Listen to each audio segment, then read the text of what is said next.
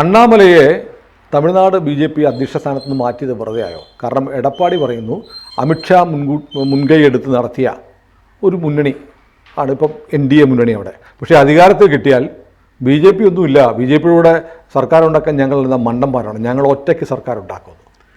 അല്ല, അങ്ങനെ ഒരു പാർട്ടിയുടെ നേതാവിന് തങ്ങൾ ഒറ്റയ്ക്ക് സർക്കാർ ഉണ്ടാക്കും എന്ന് പറയാനുള്ള എല്ലാ അവകാശമുണ്ട്.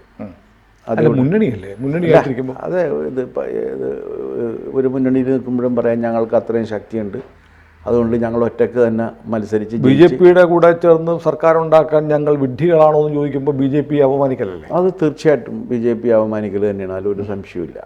അത് BJP അവമാനിക്കണം. അതെന്ന് മാത്രമല്ല, അദ്ദേഹത്തിൻ്റെ പാർട്ടിയെ കൂടി അവമാനിച്ചേക്കാണ്.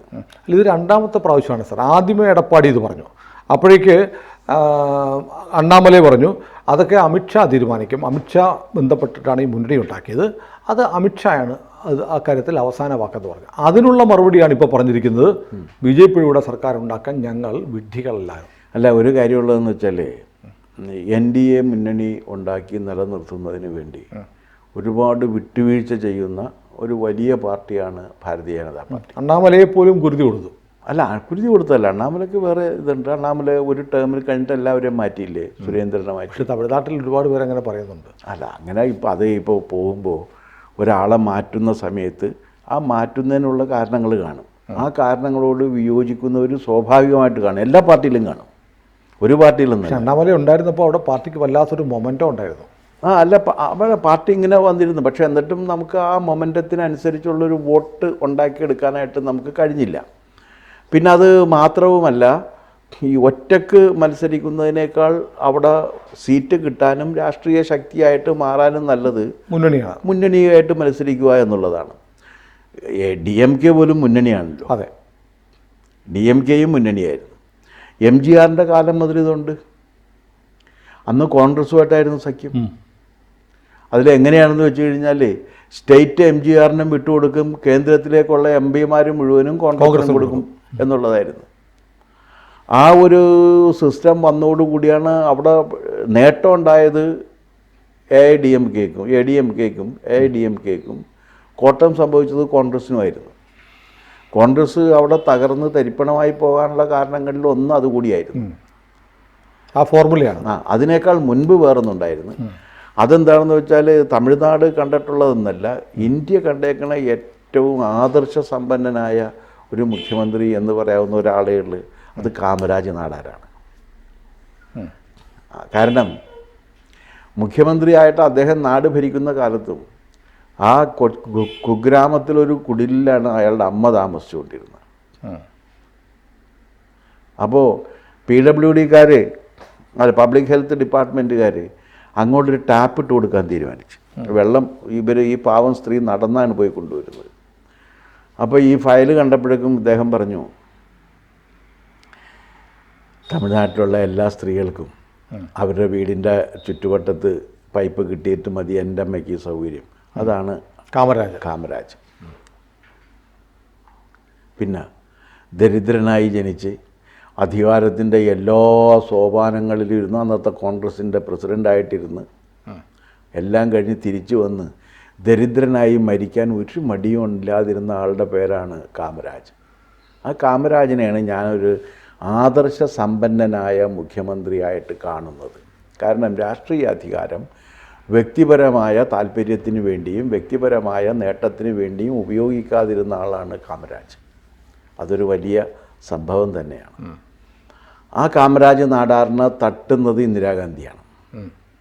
ആ കാമരാജ് നാടാറിനെ തട്ടിയതിന് ശേഷം പിന്നെ കൊണ്ടുവന്നാണ് GK മൂപ്പനാരുടെ സ്വഭാവം എന്താണെന്നുള്ള കാര്യം ഞാൻ വിശേഷിച്ച് ഇവിടെ പറയേണ്ടതില്ല. അങ്ങനെ കാമരാജ് പോയി, മൂപ്പനാർ വന്നു കഴിഞ്ഞപ്പോഴേക്കും പിന്നെ മുന്നണിയായി ഈ MGRുമായിട്ടുള്ള സഖ്യം വന്നു.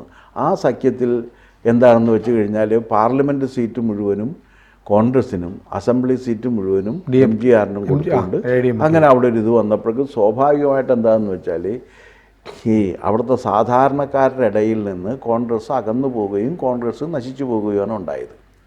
പിന്നെ അവിടെ നിന്ന് വന്ന കക്ഷികളെന്ന് പറഞ്ഞാൽ ഒന്ന് മയിലാടുതുറയിൽ നിന്ന് വന്ന ഇന്ത്യ വിരുദ്ധനും പാകിസ്ഥാൻ്റെ ചാരനുമായിട്ടുള്ള മണിശങ്കർ അയ്യറായിരുന്നു ഒരാൾ. അദ്ദേഹം ഇന്ത്യ വിരുദ്ധരാണ്. പാകിസ്ഥാന് വേണ്ടിയും ചൈനയ്ക്ക് വേണ്ടിയും പരസ്യമായി നിലപാടെടുത്ത് പ്രവർത്തിക്കുന്ന ഒരാളാണ്. അതറിയാലോ. നരേന്ദ്രമോദിയെ അട്ടിമറിക്കാൻ പാകിസ്ഥാനും ചൈനയും സഹായിക്കണമെന്ന് ആവശ്യപ്പെട്ടുകൊണ്ടിരിക്കുന്ന ഒരാളാണ്. പാകിസ്ഥാനിൽ സ്വന്തം നിലക്ക് നിലനിൽക്കാൻ തന്നെ വയ്യാത്ത കാരണം പിന്നെ എങ്ങനെയാണ് സ്വതേ ദുർബല പിന്നെ ഗർഭിണിയും എന്ന് പറയുന്ന അവസ്ഥയിലാണ് പാകിസ്ഥാൻ. പക്ഷേ എന്നാലും വേണ്ടില്ല, പാകിസ്ഥാൻ നമ്മളെ സഹായിക്കും എന്ന് പറഞ്ഞുകൊണ്ടിരിക്കുന്ന ഒരാളാണ് മണിശങ്കർ അയ്യർ. പിന്നെ വന്നതെന്ന് പറഞ്ഞാൽ ചിദംബരം ചെട്ടിയാരാണ്. ചിദംബരം ചെട്ടിയാരാണെന്നുണ്ടെങ്കിൽ ഒറ്റ ശ്രദ്ധ പണം ഉണ്ടാക്കുന്നതിലല്ലാണ്ട് പാർട്ടി വളർത്തുന്നതിലുണ്ടായിരുന്നു. പിന്നെ ഇത് ഒരു കാര്യമുള്ളതെന്ന് വെച്ച് കഴിഞ്ഞാൽ ഈ മറ്റേ ഇംഗ്ലീഷിൽ പറയും എന്ന് പറയുന്നത് കാരണം ആളുകൾ ഇയാൾ ഭയങ്കരനാണെന്ന് തെറ്റിദ്ധരിക്കുകയും ചെയ്തു. കാരണം ഇംഗ്ലീഷിലുള്ള അറിവ് ഒരു മനുഷ്യൻ്റെ സ്വഭാവശുദ്ധിക്കോ അദ്ദേഹത്തിൻ്റെ കഴിവിനോ ഉള്ള സാക്ഷ്യപത്രമല്ല. അങ്ങനെ ഇംഗ്ലീഷ് ആണ് ഒരാളുടെ കഴിവിൻ്റെയും മറ്റേ യോഗ്യതയുടെയും മാനദണ്ഡം എന്നുണ്ടെങ്കിൽ ഇംഗ്ലണ്ടിലുള്ള എല്ലാ തൂപ്പുകാരും ഇവിടെയുള്ള ഏത് സയൻറ്റിസ്റ്റിനേക്കാളൊക്കെ വലിയവരാകേണ്ടതാണ്. കാരണം അവരെല്ലാവരും ഏതോ ഒരു സിനിമാ നടനെക്കുറിച്ച് പറഞ്ഞൊരു പരിപാടി, ഈ മണ്ടന്മാർ ലണ്ടനിൽ എന്ന് പറയുന്ന പടം പിടിക്കാൻ വേണ്ടി പോയി കഴിഞ്ഞിട്ട് തിരിച്ചു വന്നിട്ട് പറഞ്ഞ് അവിടെ ബാർബർമാർ വരെ നല്ല ഇംഗ്ലീഷിലാണ് സംസാരിക്കണമെന്ന് പറഞ്ഞ്. അപ്പോൾ അതുകൊണ്ട് ഇംഗ്ലീഷ് ഭാഷ അറിയാം എന്നുള്ളത് ഒരുത്തൻ്റെ വലിയ യോഗ്യതയുടെ ലക്ഷണമേ അല്ല, ഏതെങ്കിലും ഒരു ഭാഷ അറിയാം എന്നുള്ളതുകൊണ്ട്. പിന്നെ ഇവിടെ എന്ന് പറഞ്ഞു കഴിഞ്ഞാൽ നമ്മൾ ഈ ബ്രിട്ടീഷ് പാരമ്പര്യത്തിലൊക്കെ വന്ന കാരണം ഇവിടെ ഇപ്പോഴും ഇംഗ്ലീഷ് പറയുന്നവരോട് ഒരു ആദരവും ബഹുമാനവും ഒക്കെ ആളുകൾ സൂക്ഷിക്കുന്നുണ്ട്. ചിദംബരത്തിന് അതിൻ്റെ മേന്മയും മഹത്വവും കിട്ടിയ ഒരാളാണ്. പക്ഷെ അപ്പോഴും ചിദംബരം എന്താണെന്ന് വെച്ചാൽ പാർട്ടിക്ക് വേണ്ടിയിട്ടൊന്നും ചെയ്തിട്ടില്ല. അവിടെ പുള്ളി വേറെ പാർട്ടി ഉണ്ടാക്കുകയും പുള്ളിയുടെ കാര്യം മാത്രം നോക്കി പുള്ളിയുടെയും ഭാര്യയുടെയും പിന്നെ പുള്ളി ഭാര്യ മകൻ കാർത്തി ചിദംബരം ഇവരൊക്കെ ആയിട്ടുള്ള ഒരു പുള്ളി പക്ഷെ അതിന് കോൺഗ്രസ്സിൽ ആരെയും ഒന്നും പറയാൻ പറ്റില്ല. കാരണം അവിടെ ഒരു കുടുംബം നിൽക്കുമ്പോൾ ഇവിടെ ഒരു ചെറിയ കുടുംബമാകാൻ, അവിടെ ഒരു വലിയ കുടുംബം എന്ന് പറഞ്ഞാൽ മൊത്തം അടിച്ചു മാറ്റാൻ ശ്രമിച്ചുകൊണ്ടിരിക്കുകയാണ്. അല്ല, തമിഴ്നാട് രാഷ്ട്രീയം തന്നെ കുടുംബരാഷ്ട്രീയമാണ്. ബി ജെ പി ഒഴികെ ബി ജെ പിക്ക് മാത്രമാണ് ഇന്നിപ്പോൾ ഇന്ത്യയിൽ കുടുംബരാഷ്ട്രീയം ഇല്ലാത്ത കക്ഷി. ബാക്കിയൊക്കെ കുടുംബരാഷ്ട്രീയത്തിലേക്ക് പോയി. ജനാധിപത്യ സംവിധാനത്തിൽ കുടുംബരാഷ്ട്രീയം വരുന്നത് വലിയ ആപത്താണ്. ഇപ്പോൾ ചോദിക്കും സി പി എമ്മിൻ്റെ കണ്ണൂരിലെ നേതാക്കന്മാർ മുഴുവൻ കുടുംബക്കാരാണ്, അവർ ബന്ധുക്കളാണ്. സി പി ഐയും അത് തന്നെയാണ്. സി പി ഐ മിക്കവാറും പാർട്ടി സമ്മേളനം നടക്കുന്നത് ആരുടെയെങ്കിലും ഒരു നേതാവിൻ്റെ മകൻ്റെയോ മകളുടെയോ കുടുംബത്തിലെ കല്യാണം നടക്കുമ്പോഴാണ്. കാരണം എല്ലാവർക്കും മന്നം. അപ്പോൾ ആ കൂട്ടത്തിൽ കൂടി ഒരു പാർട്ടിയുടെ, അല്ലാതെ വേറെ ഇതിനകത്ത് ആളൊന്നും ഇല്ലല്ലോ ഒന്ന്.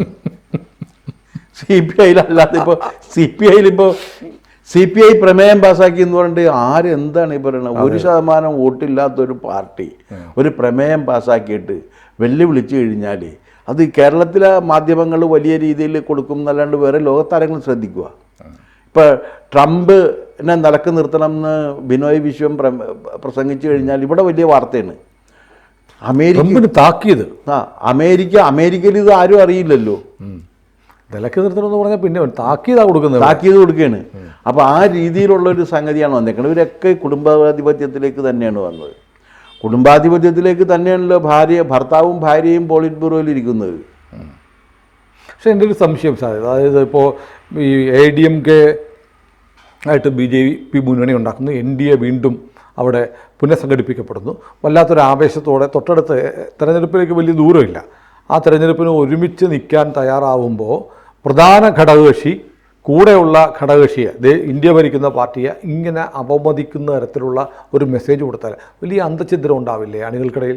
അല്ല, അങ്ങനെയല്ല. അങ്ങനെ ഒരു മെസ്സേജ് കൊടുക്കുന്നത് ശരിയായ രീതിയല്ല. അതിൽ ഒരു തർക്കവും വേണം. കാരണം ഇവരെ ഒരുമിപ്പിച്ച അമിത്ഷായ്ക്കെതിരെയുള്ളൊരു വെല്ലുവിളി പോലെ എനിക്ക് തോന്നുന്നു. അല്ല, അങ്ങനെയല്ല. അത് ഇപ്പോൾ അമിത്ഷായുടെ സ്ഥാനത്ത് ആരായിരുന്നാലും ശരിയാണ്. ഒരു മുന്നണി സംവിധാനം ഉണ്ടാക്കാൻ വേണ്ടിയിട്ട് ഞാൻ നിങ്ങളുടെ അടുത്ത് വരികയും നിങ്ങൾ സമ്മതിക്കുകയും ചെയ്തിട്ടാണല്ലോ മുന്നണി വരുന്നത്. ആ മുന്നണിയുടെ വ്യവസ്ഥയിൽ നിങ്ങൾക്ക് എല്ലാ സീറ്റും കിട്ടിയാലും ശരിയാണെന്ന് ഘടകകക്ഷിയെ ഉൾപ്പെടുത്തില്ലേ? BJP അങ്ങനെയാണല്ലോ ചെയ്തത്.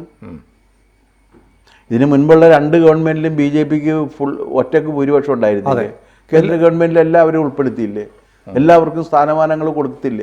അതാണല്ലോ മുന്നണിയുടെ രീതി, അതാണല്ലോ മര്യാദ. മുന്നണി മര്യാദ എന്ന് പറഞ്ഞാൽ ഭരണം കിട്ടും മുമ്പ്, തെരഞ്ഞെടുപ്പ് പ്രചരണം ആരംഭിക്കും മുമ്പേ എടപ്പാടി ഇങ്ങനെ പറയുക. അപ്പം ഞാൻ കരുതുന്നൊരു കാര്യം എന്ന് വെച്ചാൽ ADMK അകത്ത് ചിലപ്പോൾ ഇയാൾക്കെതിരെ വല്ല അന്തഛിദ്രം നടക്കുന്നുണ്ടാകും. അപ്പോൾ അത് തടയുന്നതിന് വേണ്ടി ഉള്ളൊരു സംവിധാനവും കൂടി അല്ലേ ഇതെന്നാണ് ഞാൻ സംശയിക്കുന്നത്. പനീർശെൽവം അപ്പുറത്തുണ്ട്. പനീർശെൽവം അപ്പുറത്തുണ്ട്. അല്ല, അങ്ങനെ പലരും ഉണ്ട് അപ്പുറത്ത്. ശശികലയൊക്കെ തിരിച്ചു വരാൻ ആഗ്രഹിക്കുന്നു. ശശികലയൊക്കെ തിരിച്ച് അങ്ങനെ പലരും അവിടുത്തെ ഒരു പ്രശ്നത്തിൽ അങ്ങനെ AIDMKയെ പുനരുദ്ധരിപ്പിച്ചുകൊണ്ട് വീണ്ടും ശക്തിപ്പെടുത്തി അധികാരത്തിലേക്ക് എത്തുന്നതിന് വേണ്ടിയുള്ള പരിശ്രമത്തിൽ തമിഴ്നാട്ടിലെ പലരും ശ്രമിക്കുന്നുണ്ട്. അതിനുള്ള തട കൂടി ഇടുന്നതിന് വേണ്ടി ഇദ്ദേഹം ചെയ്തതാണോ ഒന്നും സംശയിക്കണം. ആത്മരക്ഷയ്ക്ക് വേണ്ടി അന്തം വിട്ട പ്രതി എന്തും ചെയ്യും എന്ന രീതിയിൽ പറഞ്ഞതാകും. അതല്ലാതെ ഒരു മുന്നണി നയിച്ച് ഒരു ഗവൺമെൻറ് ഉണ്ടാക്കാൻ ശ്രമിക്കുന്ന ഒരാൾ ആ മുന്നണിയിൽ തെരഞ്ഞെടുപ്പിലേക്ക് പോകുന്നതിന് മുൻപ് അങ്ങനെ പറയുന്നത് ബുദ്ധിയല്ലല്ലോ, യുക്തിശൂന്യവുമാണ്. ബുദ്ധിശൂന്യവുമാണ്, യുക്തിശൂന്യവുമാണ്. രണ്ടായിട്ടുള്ളൊരു തീരുമാനം. അത് എന്തുകൊണ്ടാണ് അദ്ദേഹം ഇങ്ങനെ പറഞ്ഞതെന്നുള്ളതിനൊരു ന്യായം കാണാഞ്ഞിട്ടാണ് ഞാൻ ഈ പറയുന്നത്. ഇത് പാർട്ടിക്കകത്ത് അന്തഛിദ്രം ചിലപ്പോൾ ഒരു കാരണമായേക്കാം എന്ന് പറയുന്നത്. ഏതായാലും ഇത് ഇയാളുടെ ഈ നിലപാട് നോക്കുമ്പോൾ അണ്ണാമല ആയിരുന്നു ശരിയും തോന്നുന്നു. ഒരു കാരണവശാലും BJPക്ക് അടുപ്പിക്കാൻ പറ്റാത്ത ആളാണ് EPS എന്നായിരുന്നു. അങ്ങനെയല്ല രാഷ്ട്രീയത്തിൽ. ഞാൻ അതിനെയും പറയുന്നത് രാഷ്ട്രീയത്തിൽ അങ്ങനെ നമുക്ക് തൊട്ടുകൂടായിക തീണ്ടിക്കൂടായിക വെച്ചുകൊണ്ട് പോകാൻ പറ്റില്ല. രാഷ്ട്രീയത്തിൽ മുന്നണികൾ ഉണ്ടാക്കുന്നത് മിനിമം പരിപാടിയുടെ അടിസ്ഥാനത്തിലാണ്. അല്ലാതെ വ്യത്യസ്ത കക്ഷികളെല്ലാം ഏതെങ്കിലും ഒരു പാർട്ടിയുടെ ഐഡിയോളജിയുമായിട്ടും നയപരിപാടികളുമായിട്ടും സമ്പൂർണ്ണമായി യോജിച്ചുകൊണ്ടല്ല ഇത് ചെയ്യുന്നത്. അങ്ങനെ ചെയ്യാൻ പറ്റില്ലല്ലോ. ഏതായാലും അമിത്ഷായുടെ കാർമ്മികത്വത്തിലാണ് NDAയിലേക്ക് AIDMK വീണ്ടും വരുന്നത്. അല്ല, അത് അമിത്ഷായ്ക്ക് അറിയാം എന്ത് ചെയ്യണമെന്നുള്ള കാര്യം നമ്മളാരും അദ്ദേഹത്തെ നമ്മള് ഈ വെടിക്കെട്ടുകാരനെ ഉടുക്കൂട്ടിപ്പോയിട്ടിരിക്കുന്നവരാണ് പളനിസ്വാമി ചെയ്യുന്നത്. ഇല്ല, അദ്ദേഹം അതങ്ങനെ ഗൗരവത്തിൽ പറഞ്ഞതായിരിക്കില്ല എന്നാണ് ഞാൻ കരുതുന്നത്. ഗൗരവത്തിലാണെങ്കിൽ ഗൗരവകരമായി അമിത്ഷായും കാണും. ഗൗരവത്തിലൊന്നും പറയുന്നതല്ല. ഇങ്ങനെ പറഞ്ഞപ്പോൾ എന്തെങ്കിലും പറഞ്ഞു പോയതായിരിക്കും. അത് ചിലപ്പോൾ ഈ ആഭ്യന്തര പ്രശ്നങ്ങളിൽ ഇടപെട്ട് വരുമ്പോഴായിരിക്കും ഇതൊക്കെ ഇങ്ങനെയൊക്കെ പറയുന്നത്. അതെ അതെ, അതായിരിക്കും. ഏതായാലും പുതിയ ഡെവലപ്മെന്റ്സ് എന്താണെന്ന് നമുക്ക് നോക്കാം. കൂടുതൽ വാർത്തകളും വിശേഷങ്ങളും നിങ്ങളിലേക്ക് എത്താൻ ABC മലയാളം സബ്സ്ക്രൈബ് ചെയ്യുക, ബെൽ ബട്ടണും അമർത്തുക.